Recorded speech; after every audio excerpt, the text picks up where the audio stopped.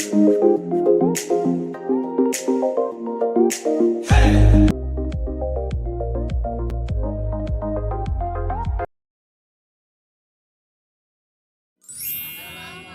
warahmatullahi wabarakatuh. Tapi Pun, Ya Pun. baik kami dari kelompok 6 akan menceritakan tentang dinasti Bani Umayyah. Perkenalkan, nama saya Muhammad Fadil Rosid. Saya Putri Mulyasari dan saya Muhammad Azhar. Saya Putri Protayu. Baik, ikuti terus kisahnya. Selamat menyaksikan.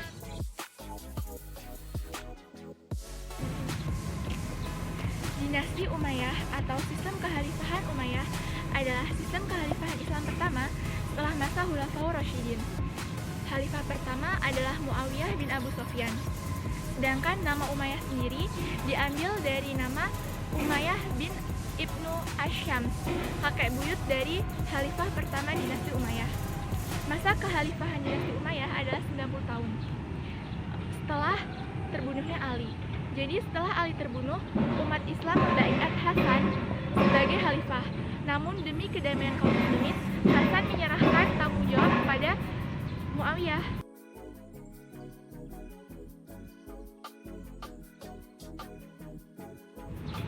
Pada masa Muawiyah bin Abu Sufyan, perluasan wilayah yang terhenti pada masa Khalifah Utsman bin Affan dan Ali bin Abi Thalib dilanjutkan kembali, dimulai dengan menaklukkan Tunisia, kemudian ekspansi ke daerah sebelah timur dengan menguasai daerah Khurasan sampai ke Sungai Okhus dan Afghanistan sampai ke Kabul. Sedangkan angkatan lautnya telah mulai menaklukkan serangan-serangan ke ibu kota Bizantium dan Konstantinopel. Sedangkan ekspansi ke timur ini kemudian terus dilanjutkan kembali pada masa Khalifah Abdul Malik bin Marwan.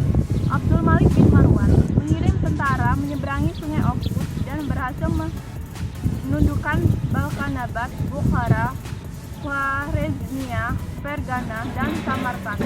Tentaranya bahkan sampai ke India dan menguasai Balukanistan, Sind, dan daerah Punjab sampai ke Multan. Kemudian, pada masa Al-Walid bin Abdul Malik, melanjutkan ekspansi ke barat secara besar-besaran. Masa pemerintahannya adalah masa ketentraman, kemakmuran, dan ketertiban. Di masa pemerintahan yang 10 tahun, tercatat telah melakukan ekspedisi militer dari Afrika Utara menuju barat daya benua Eropa pada tahun 711 Masehi. Setelah Aljazair dan Maroko ditundukkan, Tariq bin Ziyad sebagai pemimpin pasukan Islam dan pasukannya menyeberangi selat dan mendarat di Jabal Tariq atau sekarang dikenal dengan Gibraltar. Tentara Spanyol dapat dikalahkan dan Cordoba, ibu kota Spanyol, dapat dikuasai. Lalu menyusul ibu kota lain seperti Seville, Elvira, dan Toledo yang merupakan ibu kota baru setelah Spanyol dijatuhkannya Cordoba. Pasukan Islam memperoleh kemenangan dengan mudah karena mendapat dukungan rakyat setempat yang sejak lama menderita akibat kekejaman penguasa.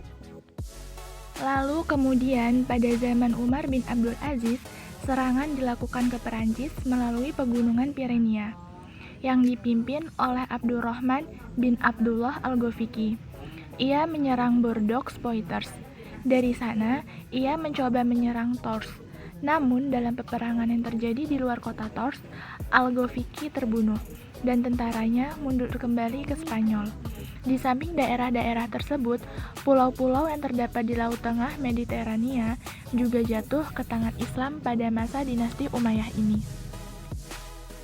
Dengan keberhasilan ekspansi ke beberapa daerah, baik di timur maupun barat, wilayah kekuasaan Islam Bani Umayyah sangat luas.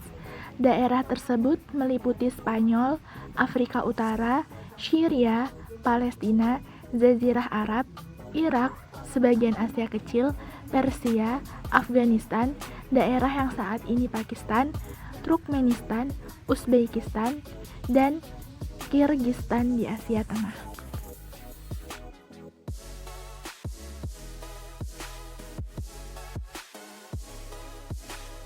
Masyarakat Imperium Arab terbagi menjadi 4 golongan. Golongan ke-1, Muslim yang berkuasa dikepalai anggota istana. Golongan yang kedua, neo-muslim, yaitu golongan mereka yang baru masuk Islam dengan keyakinan sendiri maupun terpaksa. Mereka memiliki hak penuh warga negara sebagai muslim. Golongan yang ketiga, anggota mazhab-mazhab atau disebut zimmi. Mereka adalah kaum Kristen, Yahudi, dan Syaban yang mengikat perjanjian dengan umat Islam. Mereka punya kebebasan memeluk agamanya, namun membayar pajak tanah, kharaj, dan lain-lain. Dan yang keempat adalah golongan budak. Di sini masih ada budak, meskipun telah mengalami perbaikan dalam sistemnya. Non-muslim juga memiliki hak kebebasan peradilan, hakim, dan hukum.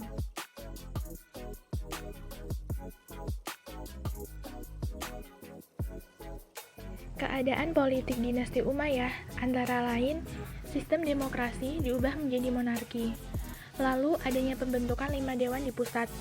Di antaranya Dewan Militer, Dewan Keuangan, Dewan Surat Menyurat, Dewan Pengecapan, dan Dewan Pos. Lalu sikap politik Muawiyah adalah seperti dengan memberi penghargaan kepada orang-orang yang berjasa kepadanya dalam mencapai puncak kekuasaan. Muawiyah berlaku baik kepada para sahabat dan netral, sehingga banyak yang berpihak kepadanya.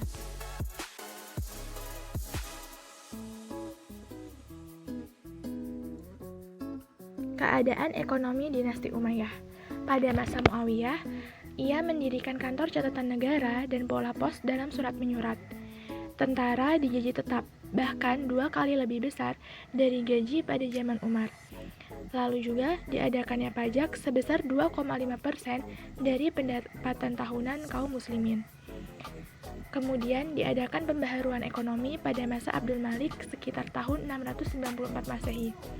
Abdul Malik menciptakan uang sendiri yang berpusat di Damaskus untuk menggantikan uang Bizantium dan Persia. Arab juga mulai mengenal perhitungan.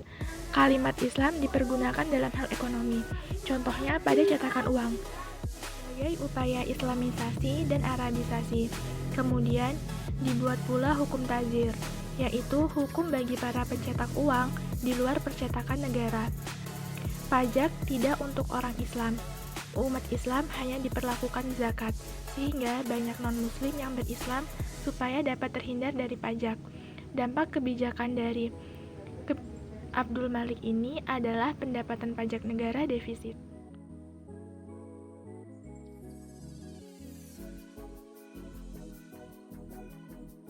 Intelektual pada masa dinasti Umayyah sangat berkembang pesat. Banyak sekali menghasilkan pemikir dalam segala bidang. Dalam bidang filsafat, dalam bidang sains, dalam bidang musik dan seni, dalam bidang bahasa dan sastra, dan masih banyak ilmuwan dalam bidang lainnya.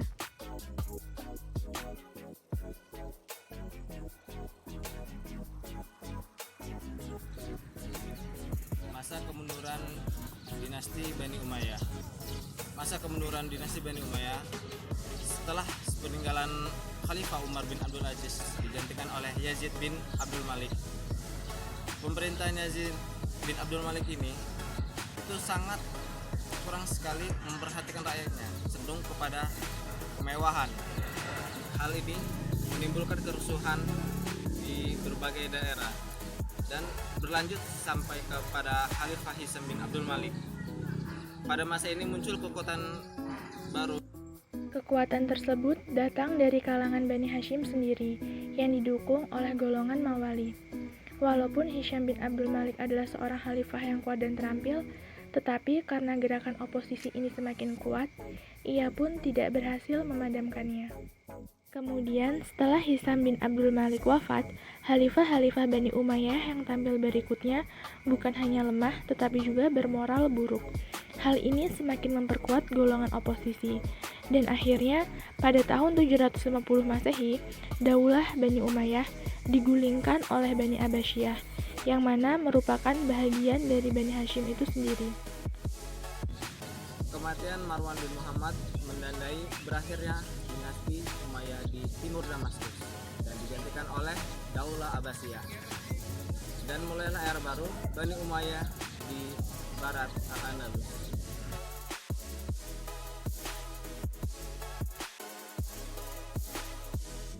Terima kasih telah menyaksikan video ini sampai akhir.